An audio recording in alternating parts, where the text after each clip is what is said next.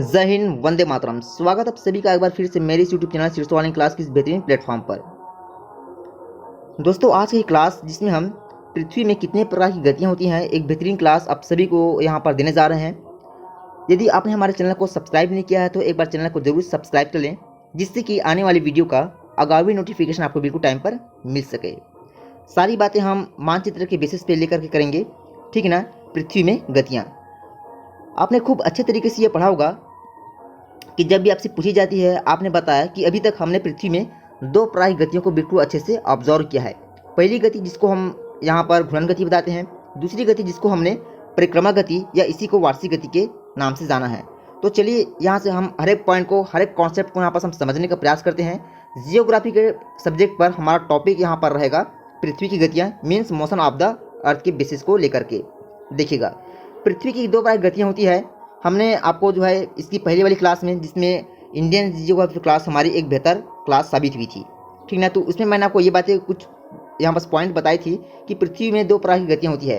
लेकिन उससे पहले हम यहाँ पास ये जानते हैं सर की गति का मतलब क्या होता है, ठीक है ना। हमारा यहाँ पास लक्ष्य ये रहता है कि आप सभी को यहाँ पास जीरो से टॉप की ओर ले जाना ही, ठीक, हमारा यहाँ पास एक बेसिक लक्ष्य है। तो बढ़िए, हम यहाँ पास शुरुआत करते हैं। पहली गति हमारे यहाँ पास रहेगा घूर्णन गति, इसी को हम दैनिक गति बताते हैं। दूसरी गति हमारे यहाँ पास रहेगा परिक्रमा गति, या इसी को वार्षिक गति हम बताते हैं, ठीक है ना। तो हमने आपको ये कंफर्म करा दिया है, एक गति होती है घूर्णन गति जिसको हम दैनिक गति के नाम से जानते हैं, दूसरी गति होती है परिक्रमा गति जिसको हमने वार्षिक गति के नाम से जाना है। तो ये बातें आप बिल्कुल यहाँ पास सुनिश्चित कर लें। घूर्णन गति जिसको दैनिक गति कहा जाता है, परिक्रमा गति जिसको हम वार्षिक गति बताते हैं, ठीक है ना। तो ये इसका जो अन्य नाम है, इसको आपको ध्यान में यहाँ पास बिल्कुल अच्छे से रख लेना है। तो पहले हम यहाँ पास ये जानते हैं कि घूर्णन गति या दैनिक गति क्या होता है। देखिएगा, पृथ्वी अपने अक्ष पर पश्चिम से पूर्व की दिशा में लट्टू के समान घूमती है। पृथ्वी अपने अक्ष पर घूमते हुए 23 घंटे 56 मिनट और 4 सेकंड में अपनी पूरी परिक्रमा कंप्लीट करता है, ठीक है ना। 23 घंटे क्या लिखेंगे आप, 23 घंटे 56 मिनट और 4 सेकंड में अपनी पूरी परिक्रमा पूरी करता है। मतलब है यहाँ पास एक्चुअल में राइट आंसर रूप में 24 घंटा यहाँ पास बिल्कुल सही ठहराएंगे, ठीक है ना। ये अपनी पूरी परिक्रमा पूरी करता है 23 घंटे 56 मिनट और 4 सेकंड में। आपको यहाँ पास इस फिगर के माध्यम से समझना है, ठीक है ना, कि पृथ्वी अपने अक्ष पर घूमती है। मतलब ये पृथ्वी है तो इस प्रकार से क्या है, ये अपने अक्ष पर ये घूमती रहती है, ऐसे करके ये कंटिन्यू घूमती रहती है, ठीक है ना। और इसी गति की वजह से क्या होता है, पृथ्वी में दिन और रात होते रहते हैं। देखिए, मैं आपको यहाँ पास बताना चाहूँगा, समझिएगा यहाँ से। देखिए, ये हमारा सन हो गया। अब सन है तो इस प्रकार से क्या है, इसमें से प्रकाश जो है उत्सर्जित हो रहा है। अब यदि इसमें से प्रकाश उत्सर्जित हो रहा है तो ये डायरेक्ट पड़ किस पर है, ये पृथ्वी पर पड़ रहा है। अन्य ग्रहों पर भी पड़ता है प्रकाश, लेकिन हमको यहाँ पर समझना है सिर्फ पृथ्वी के बेसिस को लेकर के, ठीक है ना। अब ये प्रकाश पृथ्वी पर पड़ रहा है तो जो इसका सामने वाला पार्ट है, इसी में प्रकाश अभी पड़ रहा है, तो ये वाला भाग हमारा क्या होगा, अभी उजाला होगा। मतलब हम बता सकते हैं कि ये वाला जो पार्ट होता है हमारा कैसा होगा, ये दिन होगा। लेकिन ये जो पीछे का पार्ट हमने देखा है, इस पर हमारा प्रकाश पड़ नहीं रहा है, ये वाला पीछे का पार्ट, ठीक है ना। तो हम बता सकते हैं कि इस वाले पार्ट में हमारा अभी जो है रात होगा। क्या होगा, यहाँ पर रात होगा। तो ये बातें हमने आपको अच्छे से कंफर्म करा दी है कि पृथ्वी में एक गति होती है जिसको हमने घूर्णन गति बताया है, और इसी गति की वजह से क्या होता है, पृथ्वी में दिन और रात होते रहते हैं घूर्णन गति वजह से, ठीक। ये हमारा जो गति होता है ये घूर्णन गति होता है, ठीक। अब उसके बाद हमने आपको दूसरी यहाँ पास पॉइंट बताई थी जिसको हमने यहाँ पर परिक्रमा गति या इसी को हमने वार्षिक गति के नाम से जाना है। तो चलिए हम यहाँ से शुरुआत करते हैं। अब ये भी हम यहाँ पर जानते हैं कि परिक्रमा गति या फिर वार्षिक गति, इसका मतलब क्या होता है और इसको हम समझें कैसे। देखिएगा, यहाँ से हमको शुरुआत करना है, ये हमारा होगा यहाँ पर दूसरा पॉइंट। देखिए, यहाँ से हमको समझना है परिक्रमा गति या फिर वार्षिक गति क्या है। पृथ्वी के अपने अक्ष पर घूमने को घूर्णन गति या दैनिक गति कहते हैं, ठीक है ना। पृथ्वी के अपने अक्ष पर घूर्णन के कारण क्या होता है, दिन और रात होते हैं। तो ये हमारा पहला पॉइंट यहाँ पास हो गया, जिसको मैंने आपको बताया था, इसी को हमें घूर्णन गति के नाम से जाना है। तो ये बातें आप बिल्कुल यहाँ पर ध्यान में रख लेंगे कि पृथ्वी के घूर्णन गति की वजह से क्या होता है, दिन और रात होते हैं। और घूर्णन गति को एक और नाम से जाना जाता है जिसको हमने यहाँ पर दैनिक गति के नाम से आपको बिल्कुल अच्छे से समझाया है, ठीक है। अब यहाँ पास हम दूसरा पॉइंट लेके चलते हैं, ठीक है। दूसरा पॉइंट मैंने आपको बताया था परिक्रमा या फिर वार्षिक गति। देखिए, पृथ्वी अपने अक्ष पर घूर्णन के साथ साथ एक निश्चित मार्ग पर सूर्य के चारों ओर चक्कर लगाता है, या फिर कह सकते हैं ये परिक्रमा करती है। सूर्य के चारों ओर पृथ्वी की इस गति को अब हम क्या बताएंगे, तो हमको यहाँ पास बताना है कि इसी को परिक्रमा गति अथवा पृथ्वी की वार्षिक गति कहते हैं। क्लियर यहाँ तक? अब देखिए दूसरी गति हमारा रहेगा यहाँ पास परिक्रमा गति, अन्य नाम से जाना जाता है इसको, और किस नाम से, तो आप क्या बताएंगे? वार्षिक गति, इसको एक और अन्य नाम से जाना जाता है। क्लियर यहाँ तक? अब वार्षिक का मतलब क्या होता है, वार्षिक गति का मतलब क्या होता है, इसको भी मैं आपको आगे एक्सप्लेन करूँगा। ठीक है ना? फिलहाल आप इतना ये जान लीजिए कि परिक्रमा गति को ही वार्षिक गति कहा जाता है, जो कि पृथ्वी की एक दूसरी गति होती है। क्लियर यहाँ तक? अब हम यहाँ पास ये समझते हैं कि परिक्रमा गति के दौरान दिन और रात ऋतु कैसे परिवर्तन होता है।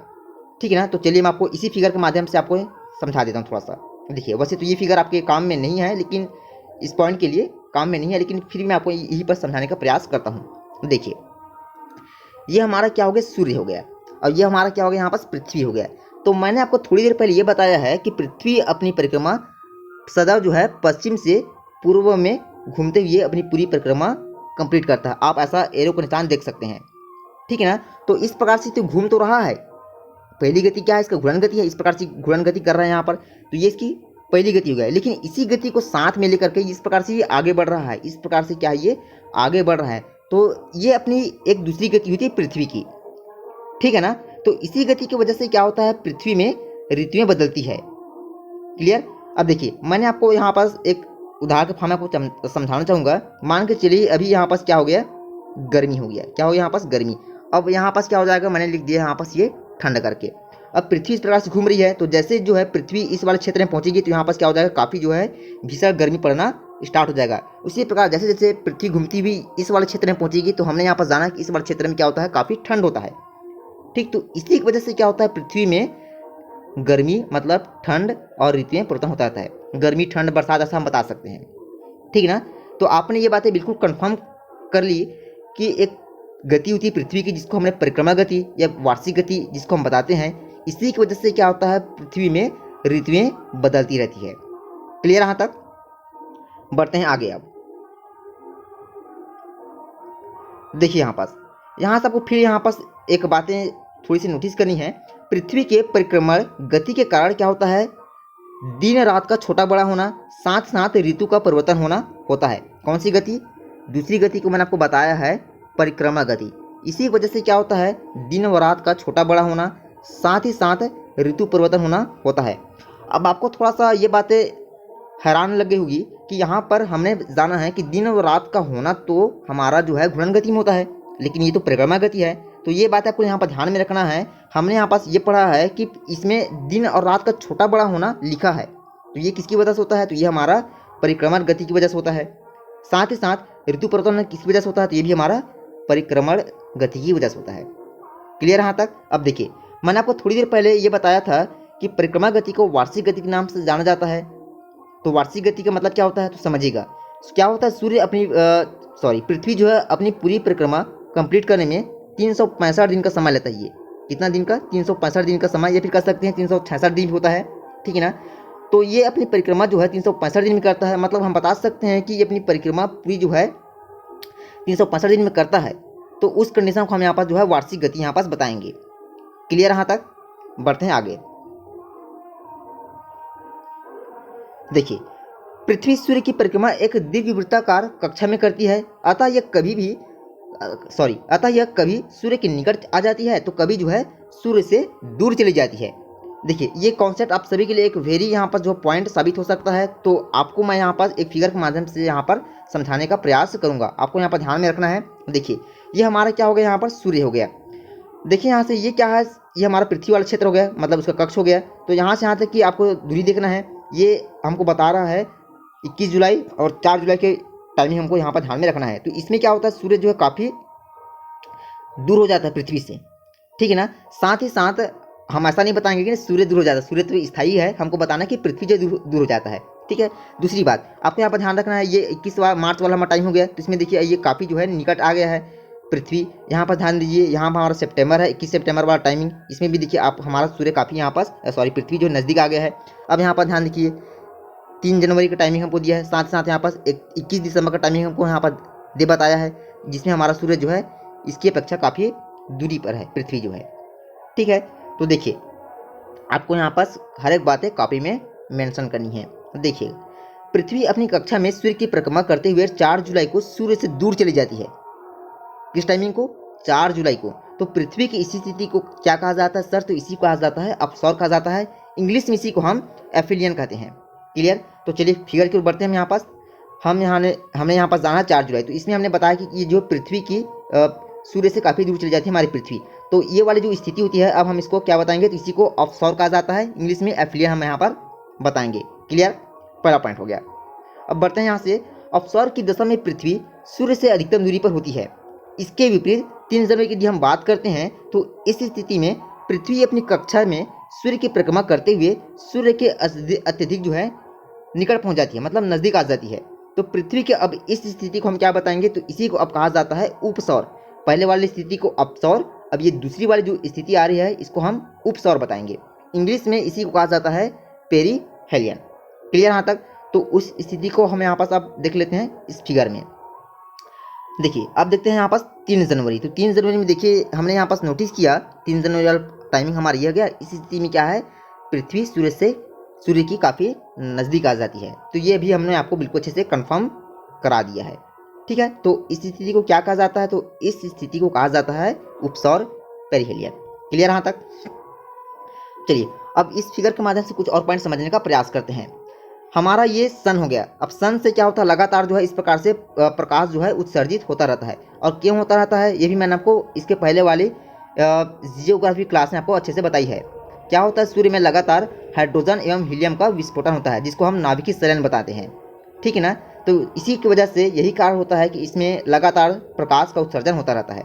अब देखिएगा, हमने आपको थोड़ी देर पहले बताया है कि पृथ्वी अपनी परिक्रमा सदा जो है पश्चिम से पूर्व दिशा में ये क्या करता है? मोमेंट घूमता रहता है। ये क्लियर है ना? यहाँ तक आप सभी को मैंने अभी थोड़ी देर पहले बताया था इसके बारे में। तो जब ये इस प्रकार से क्या करता है, पश्चिम से पूर्व दिशा में ये घूमता है, तो इसमें 2 प्रकार की गतियाँ लागू होती है। पहली गति जिसमें मैंने आपको बताया था, एक होती है जिसकी घूर्णन गति, अपनी अक्ष पर घूमेगा, और साथ ही साथ घूर्णन गति को साथ में लेकर के एक और गति को ये कंप्लीट करता है, जिसको हमने परिक्रमण गति या फिर वार्षिक गति के नाम से जाना है। तो 2 प्रकार की गतियाँ होती है।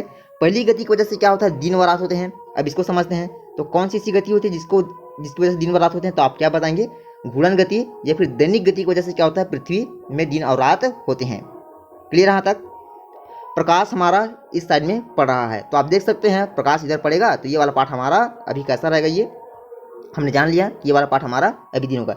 लेकिन पीछे का पार्ट हमारा प्रकाश पड़ नहीं रहा है पृथ्वी की इस साइड में, मतलब बता सकते हैं कि ये अंधेरा रहेगा, मतलब कह सकते हैं कि रात रहेगा यहाँ पर। यही बताएंगे ना यहाँ पर हम। ठीक है ना? लेकिन हमने जान लिया है कि पृथ्वी ये घूम रही है अपने अक्ष पर। क्या है? ये इस प्रकार से घूम रही है। अब घूमते हुए ये वाला जो पार्ट अब इधर आ चला आएगा, तो हम देख सकते हैं कि ये वाला पार्ट जो कि पहले अंधेरा था अभी हो गया उजाला। तो इस प्रकार ये जो प्रोसेस कंटिन्यू चलता रहता है, इसी वजह से पृथ्वी में दिन और रात होते हैं। अब दूसरा पॉइंट की बात करते हैं। दूसरा पॉइंट मैं आपको बताया था परिक्रमण काल, परिक्रमण गति या फिर परिक्रमण वार्षिक गति बताया था। ठीक है ना? पृथ्वी अपने अक्ष पर इस प्रकार से घूम रही है। तो हमने यहाँ पास जाना है कि पृथ्वी जब घूमती है तो कहीं पर उसको जो है बरसात का टाइमिंग देखना पड़ता है, कहीं पर ठंड का उसको टाइमिंग देखना पड़ जाता है, कहीं पर गर्मी का टाइमिंग देखना पड़ जाता है। ठीक है ना? तो इसी वजह से क्या होता है? पृथ्वी में ऋतुएं बदलती रहती है। तो देखिए हमने इस फिगर के माध्यम से आप सभी को हर एक बातें यहाँ पास अच्छे से समझा दी है। ठीक, मान के चलिए सपोज दैट ये हमारा अभी क्या हो गया, चलिए मैं यहाँ पर एग्जांपल में लिखता हूँ। ये हमारा ठंड वाला पार्ट हो गया, विंटर लिख लेंगे। ठीक, ये हमारा समर वाला पार्ट हो गया, गर्मी हो गया। ठीक, अब पृथ्वी क्या है, धीरे धीरे ऐसे घूमते हुए इस वाले क्षेत्र में पहुंचेगी, मतलब गर्मी स्टार्ट हो जाएगा। क्लियर यहाँ तक? वैसे तो यहाँ पर चलिए एग्जाम्पल में लिखने की क्या ज़रूरत है, हर एक चीज़ हमने यहाँ पर फिगर में समाहित कर ही लिया है। ये हमारा क्या हो गया, विंटर वाला पार्ट हो गया। ठीक है ना? ये हमारा क्या हो गया, हमारा समर वाला पार्ट हो गया। तो आप देख सकते हैं कि पृथ्वी यदि समर वाले पार्ट में आएगी, मतलब गर्मी वाले क्षेत्र में आएगी, तो गर्मी तो लगेगा इसमें। क्लियर है यहाँ तक? दूसरी बात यहाँ पर हमको ध्यान रखना कि विंटर वाले पार्ट में आएगा तो इसमें हमको जो है क्या लगेगा, ठंड तो लगेगा इसमें, स्वाभाविक सी बात है। ठीक है ना? लेकिन आपको कुछ बातें यहाँ पर ध्यान में रखनी है कि यहाँ पर देखिए दोनों का जो डिस्टेंस है ये काफ़ी जो है समान हो गया, इक्वल हो गया यहाँ पर। तो इसमें हमको अच्छे से थोड़ा समझ में नहीं आएगा। मैं आपको ये सारी बातें, सारी रीजन आपको समझाने का प्रयास करूँगा। देखिए क्या होता है, एक आप थोड़ा सा स्थिति को समझिएगा।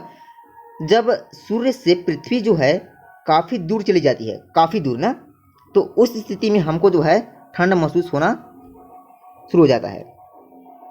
ठीक है?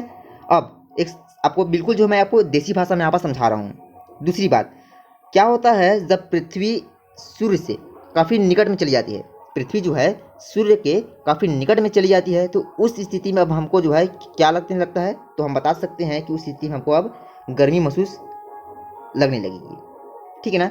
तो यहाँ पास हमको ऐसे नहीं बताना है, यहाँ पास मैंने आपको सिर्फ समझने के लिए बता दिया है कि दूरी हो गई पृथ्वी से, मतलब ठंडी नज़दीक हो गई सूर्य से दूरी पृथ्वी की, तो हम यहाँ पास क्या बताएंगे, सर्दी बताएंगे। तो ऐसा हमको समझना नहीं है। क्या होता है, पृथ्वी पर सूर्य के प्रकाश कभी कभी क्या पड़ती है, सीधी पड़ती है, ऐसे पड़ेगी। ठीक है ना। तो ऐसे पड़ेगी मतलब हमको समझ जाना है कि ऐसे पड़ रही है मतलब गर्मी ज़्यादा रहेगी, छिड़ रहेगी। लेकिन वही प्रकाश यदि तिरछे नुमा पड़ रही है ऐसे, तो हमको यहाँ पर समझना है कि उस टाइमिंग पर प्रकाश ज़्यादा तीक्ष्ण न होकर के हल्की लगेगी हमको, मतलब कह सकते हैं सामान्य शब्दों में हमको जो है ठंड महसूस होगी, ऐसा हम बता सकते हैं। तो हमने ये सारी बात आपको अच्छे से यहाँ पर कंफर्म करा दी है इस फिगर के माध्यम से। पृथ्वी सूर्य के चारों ओर दीर्घवृत्ताकार मार्ग में 365 दिन 6 घंटे सूर्य की एक परिक्रमा पूरी करती है। ये बात आपको यहाँ पर कंफर्म हमने भी करा दी यहाँ पर थोड़ी देर पहले। साधारण एक वर्ष में 365 दिन होता है, आप सभी जानते हैं इसके बारे में। अर्थात चौथे वर्ष में एक पूरा दिन जोड़कर 666 दिन हो जाता, सॉरी 366 दिन हो जाता है। ठीक, तो ये जो 366 दिन होता है वर्ष का, इसको हम यहाँ पास अब लीप वर्ष बताएंगे। कई बार से पूछा जाता है क्वेश्चन में, ठीक है ना। 365 366, तो इसमें से कौन सा वर्ष जो है लीप वर्ष है, तो हमको समझ जाना है यहाँ पर 365 दिन में यदि एक दिन बढ़ जाता है मतलब 366 हो जाता है, तो हमारा लीप वर्ष होगा। ठीक है ना। तो देखिए, हमने आपको थोड़ी देर पहले फिगर में ये सारी बात आपको बता दी है कि कौन सी स्थिति में सूर्य से प्रकाश नहीं बताएंगे, पृथ्वी में प्रकाश ज़्यादा ऑब्जर्व होता है, तो कौन सी स्थिति में पृथ्वी में प्रकाश कम अवशोषित होता है। तो ये जो है सूर्य की निकटता एवं साथ साथ उसकी दूरी की वजह से होता है। क्लियर यहाँ तक। पृथ्वी के अपने अक्ष पर 5 अंश झुके होने के कारण पृथ्वी पर सभी जगह सूर्य का प्रकाश एक समान नहीं पड़ता। ये वेरी मोस्ट क्वेश्चन रहेगा आप सभी के लिए, ठीक है ना। इसलिए दिन और रात में भी समानता नहीं होती। कंफर्म यहाँ तक। विषुवत रेखा पर देखिए, विषुवत रेखा पर सदैव 12 घंटे का दिन और 12 घंटे की रात होती है।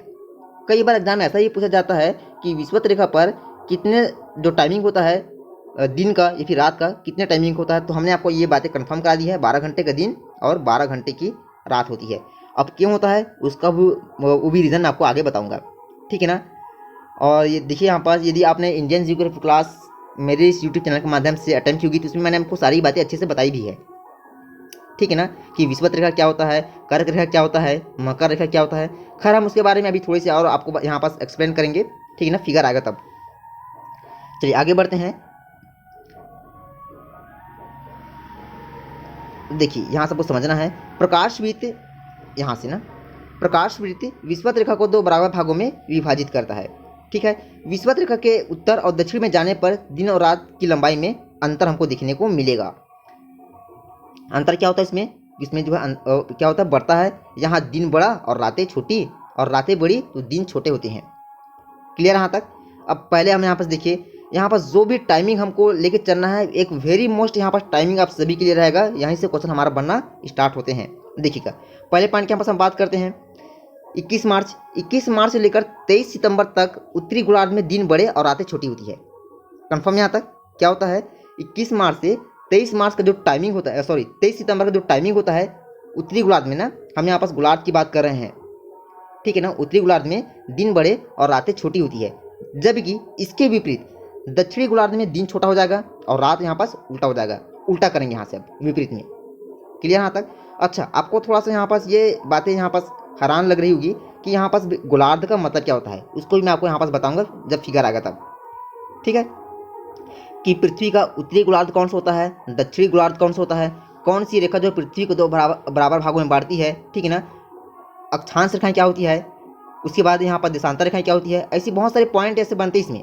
तो ये सारी पॉइंट्स जो है आपको इंडियन जियोग्राफी क्लास में अच्छे से मिल जाएगी, ठीक है। तो फिलहाल हम यहाँ पर सिर्फ और सिर्फ जो पृथ्वी की बेस पे जो गतियाँ हैं उसको सभी हमको लेकर हम यहाँ पास चल रहे हैं, ठीक है।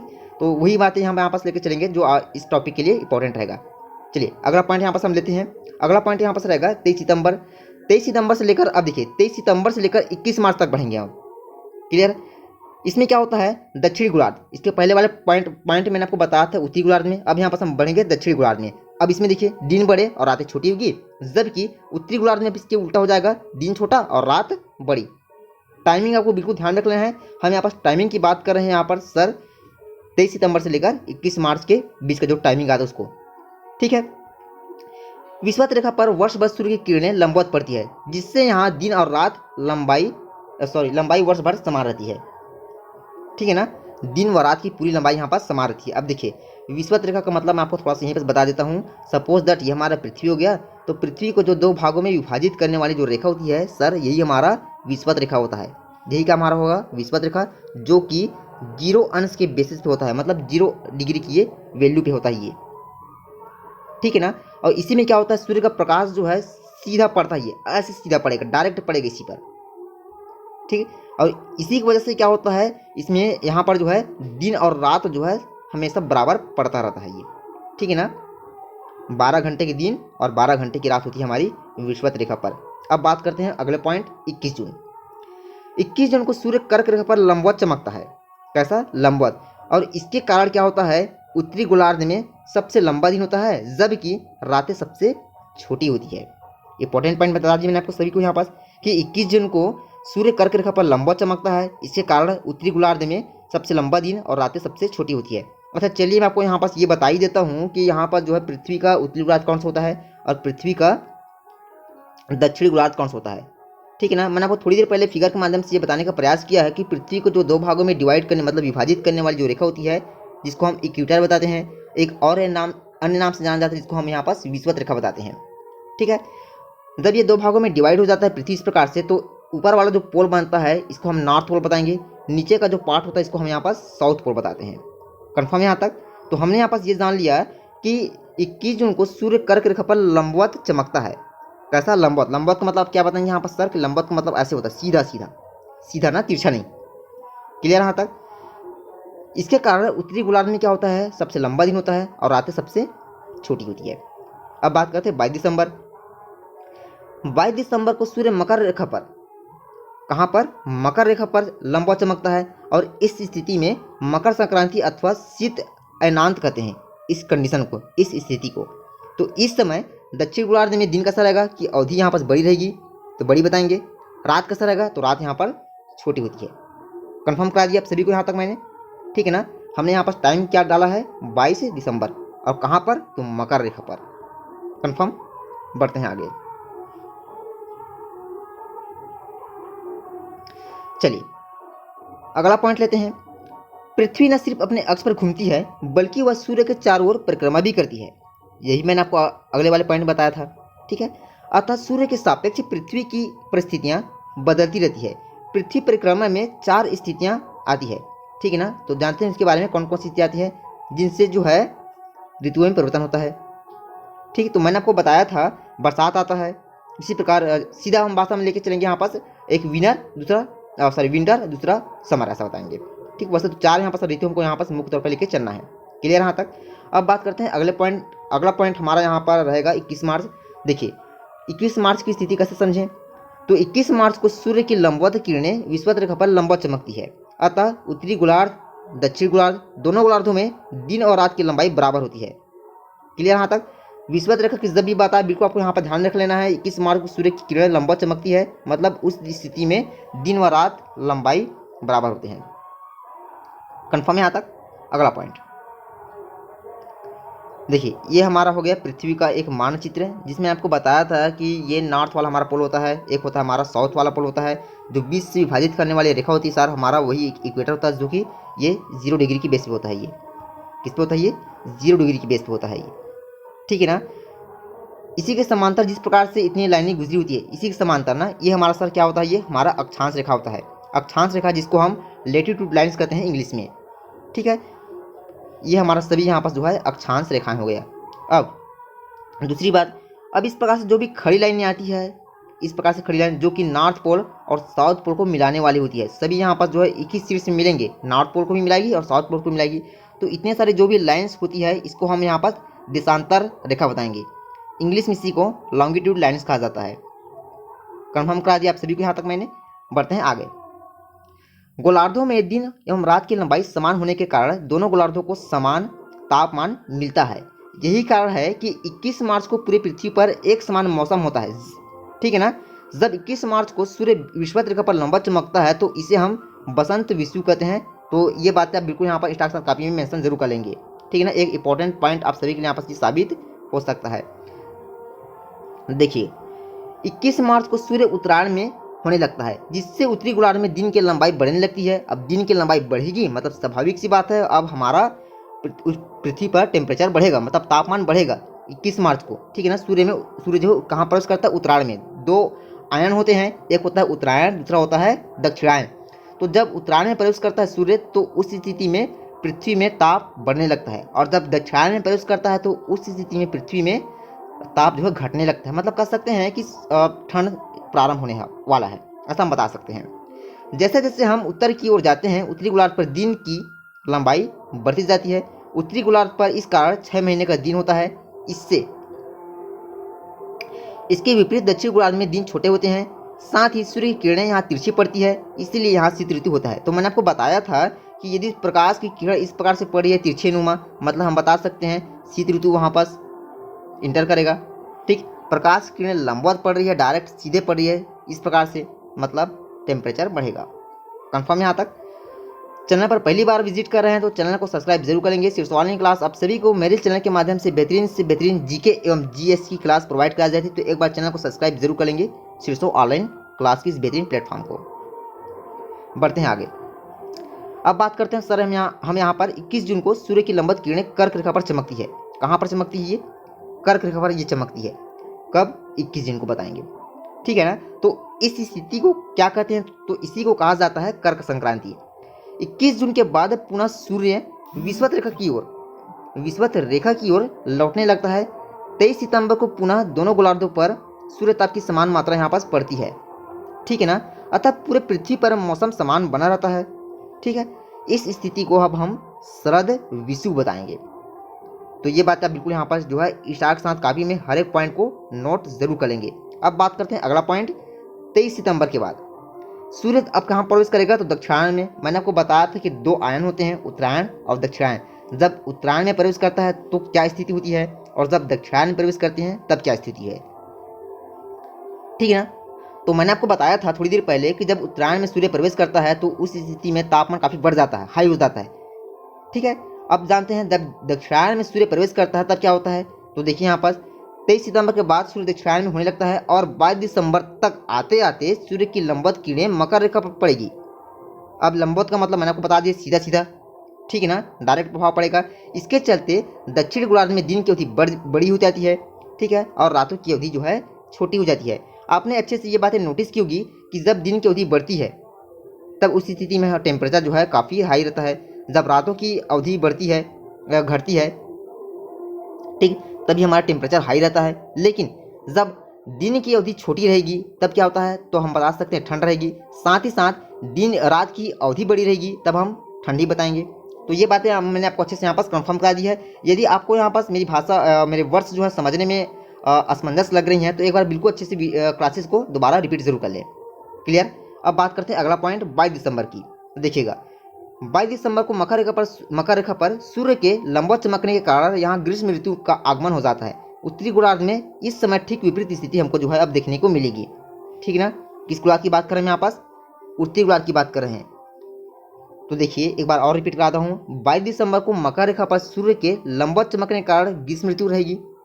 जब भी मैंने आपको बताया कि लंबवत मतलब तापमान बढ़ेगा, और जब भी मैंने आपको बताया है कि तिरछा प्रकाश पड़ेगा इसका मतलब तापमान घटेगा। ये बात आप बिल्कुल जो ध्यान में रख लेंगे, ठीक है ना। ये हमारा एक पृथ्वी का मानचित्र हो गया जिसमें मैंने आपको ये बताया था कि नॉर्थ पोल क्या होता है, अक्षांश रेखाएं, देशांतर रेखाएं क्या होती है। साथ ही साथ ये भी बताया था कि यहाँ पर जो है पृथ्वी का दक्षिण गोलार्ध कौन सा होता है, ठीक है। अगला पॉइंट की बात करते हैं। 22 दिसंबर को मकर रेखा पर सूर्य के लंबवत चमकने के कारण यहाँ ग्रीष्म का आगमन हो जाता है। उत्तरी गोलार्ध में इसकी ठीक विपरीत स्थिति हमको जो है देखने को मिलती है। साथ ही वाला पॉइंट मैंने आपको रिपीट करा दिया है। चलिए कोई बात नहीं।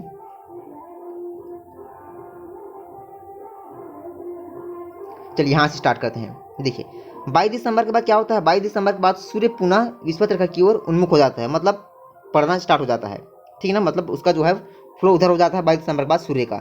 एवं दक्षिणी गोलार्ध में धीरे धीरे ग्रीष्म ऋतु की समाप्ति होने लगती है। तो ये 22 दिसंबर पर टाइमिंग जो है काफ़ी इंपॉर्टेंट रहेगा आप सभी के लिए। बिल्कुल जो सारी बातें आपने अच्छे से नोट की होगी कॉपी में, ठीक है ना। तो मुझे उम्मीद है आप सभी को ये क्लासेस अच्छी लगी या फिर मेरे समझाने का तरीका अच्छा भी लगा होगा। यदि किसी भी पॉइंट्स को आपने अच्छे से समझा नहीं है या मैं साथ एक्सप्लेन नहीं कर पाया हूँ आप सभी के लिए, तो एक बार अधिक से अधिक अपने कमेंट्स देंगे एक क्वेश्चन के रूप में, ठीक है ना। और साथ में अपने प्यार भरे कमेंट्स रहेंगे आप सभी के लिए। आप ज़्यादा से ज़्यादा इस वीडियो को लाइक के साथ साथ शेयर जरूर करेंगे। सो लाइव गाइस, तब तक के लिए जय हिंद, वंदे मातरम, वेलकम। अधिक से अधिक मेरे चैनल को सब्सक्राइब जरूर करेंगे। शीर्ष वाली क्लास आप सभी के लिए मेरा चैनल हमेशा जो है बेहतरीन से बेहतरीन यहाँ पर जीके एवं जीएस क्लास को लेकर के आता है। तो एक बार चैनल को सब्सक्राइब जरूर करेंगे। शीर्ष वाली क्लास, जय हिंद, वंदे मातरम, वेलकम।